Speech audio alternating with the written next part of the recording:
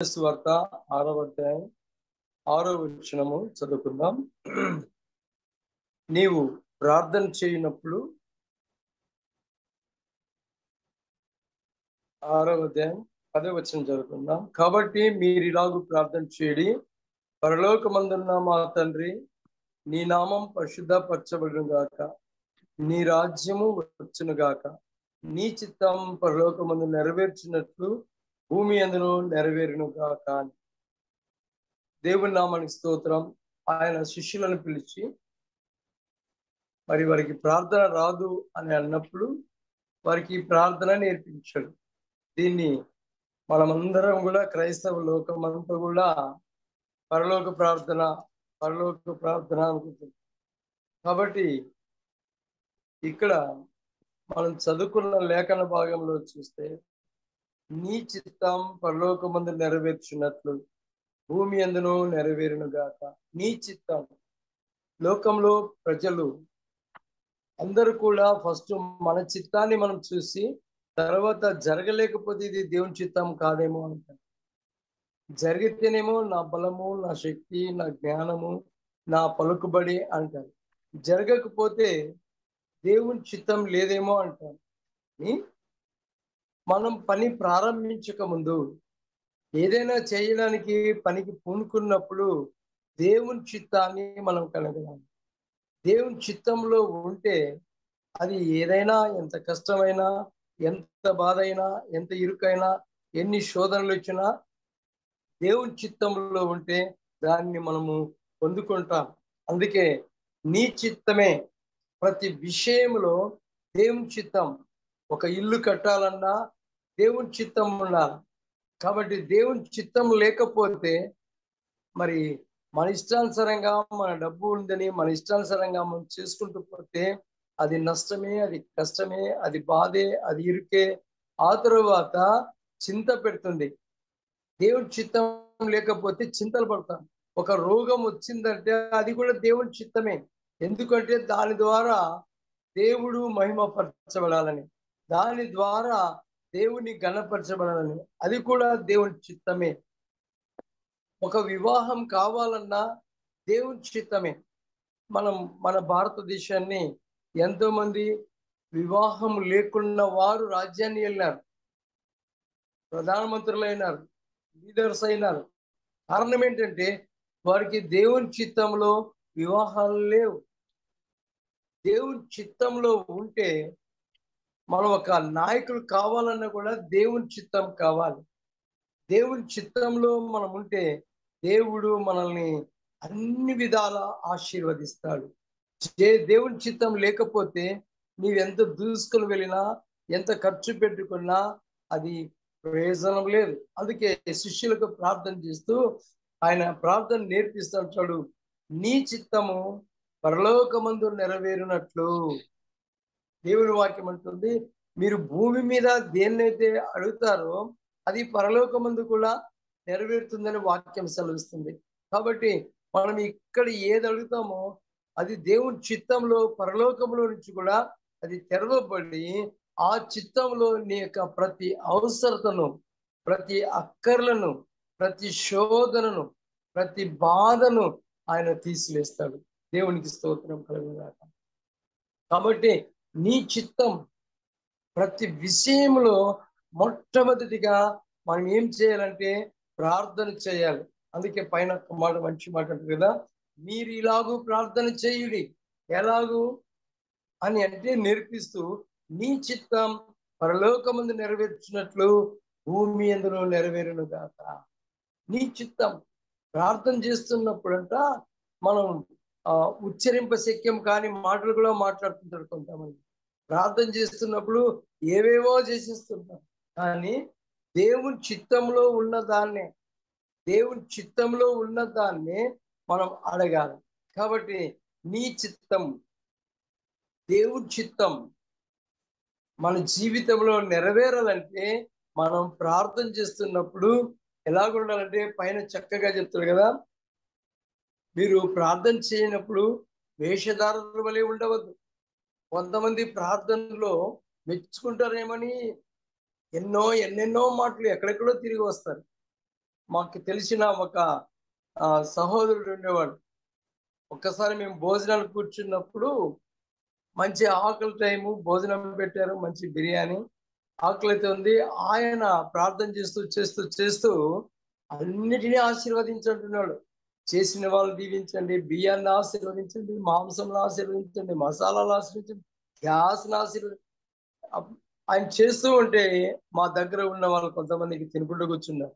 కారణం ఏంటంటే ప్రార్థన చేస్తున్నప్పుడు వేషధారణ మనకు అవసరం లేదు. దేవునితో ఒక అధికారి దగ్గరికి వెళ్తే ఒక 5 minutes టైం ఇస్తాడు. ఆ 5 minutes లోనే ఎన్నో మాటలు మాట్లాడుకొని పని జరిగించుకొని వస్తారు. ఒక ఇంటర్వ్యూకి వెళ్తే కూడా ఆ ఇంటర్వ్యూలో ఏం చూస్తారో వెళ్ళిన వెంటనే మన సర్టిఫికేట్ చూస్తారు, మన యొక్క డిగ్నిఫైని చూస్తారు, వెళ్ళిపోంటారు. ఇది అధికారులు చేస్తున్న పని. మరి మన దేవునితో మనం మాట్లాడుతున్నప్పుడు, దేవుణ్ణి అడుక్కుంటున్నప్పుడు వేషధారణ వల్లే మనం ప్రార్థన చేయకూడదు. మనుషులకు కనబడాలని సమాజ మందిరములోను మనుషులకు కనపడాల మనం. బాబా ఏం ప్రార్థన చేస్తున్నారయ్యా వీళ్ళు, ఏమి సిలోన్ పెంతెకొస్తేలను చూస్తుంటాం మనం. వాళ్ళు ప్రార్థన చేస్తున్నప్పుడు శరబరబరబరబర ఈ విధంగా వాళ్ళు ప్రార్థన చేస్తూ ఉంటే చాలా మంది విరక్తి చెందుతారు. కానీ వేషధారణ మనుషులకు కనబడు, ఎంత ప్రార్థన చేసినా ఏమీ లేదు, ఉత్తదే. దేవునితో మాట్లాడేది 2 మాటలైనా. మనం ప్రయాణానికి వెళ్తున్నాం, ప్రభా మా ప్రయాణంలో మాకు తోడుగా ఉండు, మా పనిలో మాకు తోడుగా ఉండు, కాచి కాపాడు యేసు నామములో. ఇక్కడ మీరు ప్రార్థన చేయనప్పుడు వేషధారుల వలె ఉండకూడదు. ప్రార్థన చేయుట వీరికి చాలా ఇష్టం. ఎక్కడైనా కానీ చిన్న ప్రార్థన ఇవ్వండి అయ్యా. మా దగ్గర ఒక సేవకుడు ఉన్నాడు, ఆయన ఎప్పుడు చూసినా స్టేజ్ మీదే కనబడాలనుకుంటాడు. నాకు ఏమొద్దు బ్రదర్, చిన్న ప్రార్థన స్టేజ్ ఎక్కి ఆ సమయాన్ని అనిపిస్తే ఆయన ఏం చేస్తాడంటే ఇక మొత్తం కథంతా వాక్యమే చెప్పేస్తాడు ప్రార్థన. కాబట్టి వేషధారణ, నీ తండ్రికి నీవు ప్రార్థన చేయము. ఎక్కడ చేయాలి? నీవు ప్రార్థన చేయనప్పుడు నీ గదిలోనికి వెళ్ళి తలుపు వేసి రహస్యమందు ఉన్న నీ తండ్రికి ప్రార్థన చేయి. నీ గదిలో నీవు దేవునితో ఎంతసేపు అయినా మాట్లాడుకో, కానీ సమాజంలో మాత్రం, సంఘంలో మాత్రం, ప్రజల్లో మాత్రం మనం ఎలాగ చేయాలంటే దేవుని చిత్త ప్రకారము, దేవునికి అనుకూలంగా, ప్రజలకు అనుకూలంగా మనం మరి ప్రార్థన చేయాలి. దేవుని చిత్తం పరలోకమందు నెరవేరినట్లు భూమి అందును. ఎస్తేర్ ఒక అనాథ బిడ్డ, ఒక చిన్నంతో పెరుగుతున్నామే, ప్రార్థన పర్రాలు. దేవుని చిత్తాన్ని బట్టి దేవుడు ఎక్కడో ఉన్నటువంటి ఆమెను, ఏ అర్హత లేని ఆమెను, ఏ జ్ఞానం లేని ఆమెను మరి ప్రార్థన పర్రాలు కనుక దేవుని చిత్తంలో వస్తీకి బదులుగా రాణిగా మారింది. ఇది దేవుని చిత్తం. మనం ఏదైనా చెయ్యాలి అనుకుంటే దేవుని చిత్తంలో ఉంటే నువ్వు ఆఖరిలో ఉండు, దేవుడు నిన్ను ముందుకు తీసుకుని వస్తాడు. నువ్వు చివరిలో ఉండు, దేవుడు నిన్ను ఎన్నుకుంటాడు. మరి దావీదు కూడా మందిరాన్ని కట్టాలని సమస్తమును సమకూర్చుకున్నాడు. అయితే దేవుని చిత్తంలో దేవుడు చెప్పాడు, దావీదు నీవు కట్టకూడదు మందిరం, అది దేవుని చిత్తం కాదు. మరి ఎవరు కట్టాలని అంటే నీ కుమారుడు కడతాడు, అది దేవుని చిత్తం. కాబట్టి దేవుని చిత్తంలో మనం ఏది చేసినా దేవునికి మహిమకరంగా ఉండాలి. దేవుడు అప్పుడు మనల్ని ఆశీర్వదిస్తాడు. కాబట్టి ఈ పరలోక ప్రార్థనలో దేవుని చిత్తం మనలో నెరవేరాలంటే మనము ఆయన యందు భయము, భక్తి, వినయము, విధేయత కలిగి జీవించాలి. అప్పుడు దేవుడు మన కుటుంబాల్లో, మనం చేస్తున్న ఉద్యోగాల్లో, వ్యాపారాల్లో, కూలీ పనులలో, సేవలో కూడా దేవుని చిత్తము నెరవేరుస్తాడు. ఎందుకు అనంటే భయభక్తులతో, వినయ విధేయతలతో దేవుని సన్నిధానంలో వణుకుచు ప్రార్థన చేస్తే దేవుని చిత్తం మన పట్ల నెరవేర్చబడుతుంది. కాబట్టి ఈ బ్రతకాల సమయంలో దేవుని చిత్త ప్రకారమే మనం ఏది చేసినా మరి అది అనుకూలంగా మారుతుంది. అదే మత్తయి సువార్త 7వ అధ్యాయము 21వ వచనంలో చూస్తే, శిష్యులలో 7వ అధ్యాయం 21వ వచనం. ప్రభువా ప్రభు అని పిలుచు ప్రతి వాడును పరలోక రాజ్యంలో ప్రవేశింపుడు గాని పరలోకమందు నా తండ్రి చిత్త ప్రకారం చేయవాడే ప్రవేశించును. ప్రభువా ప్రభువా అని, ప్రభువా అంటే మమ్మల్ని ఏలువాని అని అర్థం. కాబట్టి ప్రభువా ప్రభువా అని పిలుచు ప్రతివాడు పరలోక రాజ్యంలో ప్రవేశింపుడు గాని పరలోకమందున్న నా తండ్రి చిత్త ప్రకారం చేయువాడే ప్రవేశించును. తండ్రి చిత్త ప్రకారం 24 hours నువ్వు ప్రభువా ప్రభువా ప్రభువా ప్రభువా అన్నా కూడా నీ మనసు ఒక సైడు దేవుని ఏమో అడుగుకుంటున్నావు. కాబట్టి దేవుని చిత్తంలో మరి పరలోక రాజ్యంలో ప్రవేశింపడు గాని పరలోకమందున్న నా తండ్రి చిత్త ప్రకారము, దేవుని తండ్రి చిత్త ప్రకారం చేస్తే, దేవుని యొక్క ఆలోచన ప్రకారం మనం చేస్తే, దేవుని యొక్క చిత్త ప్రకారం మనం చేస్తే పరలోక రాజ్యంలో ఉంటాము. చిత్త ప్రకారం చేయువాడే ప్రవేశించును.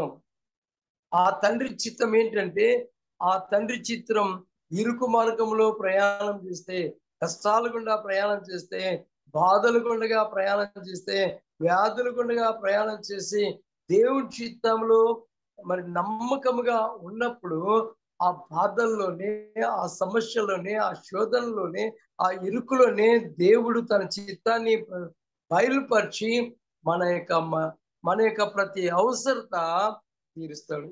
కాబట్టి క్రీస్తు యేసునందు మహిమైశ్వర్యములో నుంచి మీ ప్రతి అవసరతను తీరుస్తాను. ఆయన చిత్త ప్రకారం చేస్తే నీ అవసరత ఏదైనా ఉంది గాక, నీ కష్టం ఏదైనా ఉంది గాక, ఎటువంటి రోగమైనా ఉంది గాక, ఎటువంటి సమస్యలైనా ఉంది గాక, ఎటువంటి ఇబ్బందులైనా ఉంది గాక, తండ్రి చిత్త ప్రకారం చేస్తే అది ఆశీర్వాదకరంగా మార్చబడుతుంది. తండ్రి చిత్త ప్రకారం చేసుకుంటూ పోతే అది దీవెనకరంగా ఉంటుంది. తండ్రి చిత్త ప్రకారం చేసుకుంటూ పోతే అది మహిమకరంగా ఉంటుంది. కాబట్టి ప్రభువా ప్రభు అని పిలిచే ప్రతి వాడు పరలోక రాజ్యంలో చేయడు. చాలా మంది ప్రార్థన చేస్తున్నప్పుడు వారి మొట్టమొదటిగా స్తుతులు చెల్లిస్తూనే ఉంటారు. అందుకే మన జూమ్ కుటుంబంలో అంశాలు పెట్టినారు. ఆ అంశాల ప్రకారం చేసుకుంటూ పోతే అది ఎంతో దీవెనకరం. మన ఊరంతా తిరిగి వచ్చి మరి ఏమేమో చెప్పి ఏమేమో చేసే ప్రయోజనం లేదు. తండ్రి చిత్త ప్రకారమే, తండ్రికి అనుకూలంగా మనం చేసినప్పుడు దేవుడు మన ప్రార్థన కూడా వింటాడు, మన ప్రార్థనకు జవాబు దయచేస్తాడు. అదే మార్కు సువార్త 3వ అధ్యాయం 35వ వచనంలో కూడా ఒక మనం చూసుకుందాం. మార్కు సువార్త 3వ అధ్యాయం 35వ వచనం. దేవుని చిత్తం చొప్పున జరిగించువాడే నా సహోదరులను సహోదరియు తల్లియు అని చెప్పాను. దేవునికి స్తోత్రం. ఇక్కడ దేవుడు ఏం చెప్తున్నాడంటే, ఎవరైతే తండ్రి చిత్త ప్రకారము చేస్తారో నా సహోదరుడు నా సహోదరి, మనమందరం కూడా ఎవరి సహోదరులము ఎవరి సహోదరులం అంటే తండ్రి చిత్త ప్రకారము ప్రతి నిత్యము ఈ విధంగా ప్రార్థన చేసుకుంటూ ఆరాధిస్తూ స్తుతిస్తూ సాగిపోతున్న మనమందరం కూడా దేవునికి సహోదరులం, దేవునికి సహోదరులము. కాబట్టి దేవుని చిత్తం సహోదరియు తల్లియు అని చెప్పాను. ఎంత మంచి మాట! దేవుడే ఈ మాట చెప్తున్న మాట. ఆయన దగ్గరికి వచ్చి కొంతమంది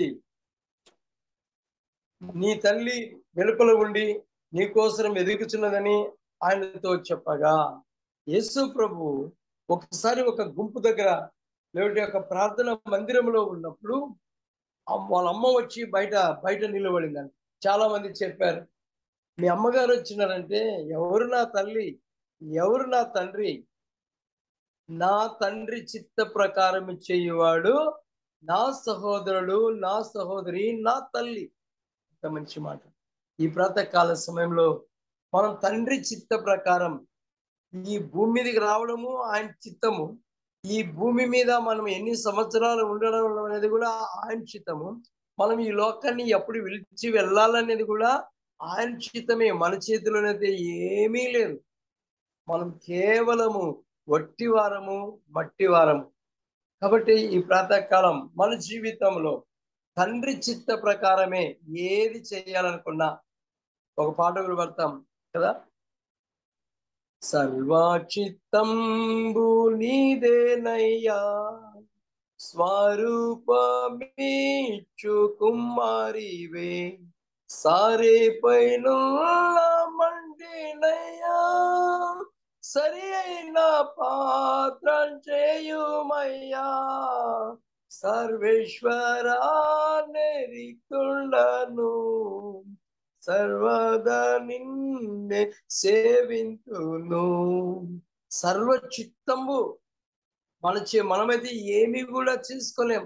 మన కన్ను పోయింది అనుకోండి, మరలా మనం కన్ను పెట్టుకోగలమా? చెయ్యి పోయింది అనుకోండి, చెయ్యిని మనం తయారు చేసుకోగలమా? చేసుకోలేం. మన చేత ఏమీ కాదు. ఇదంతా కూడా దేవుడు చేసిందే. సారే పైన మంటి మనం ఆ మంటిని తన చిత్తానుసారంగా చేసుకున్నాడు. తన చిత్తానుసారంగా చేసుకొని తన పనికి అర్హమైన పాత్రగా మనల్ని వాడుకుంటాడు.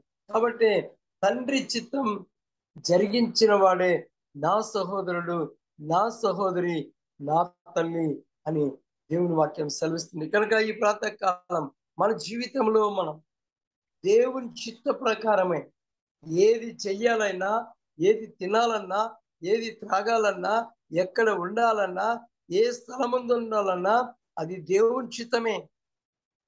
దీనులను పెంట కుప్పల నుంచి పైకి లేవనెత్తేవాడు ఆయనే.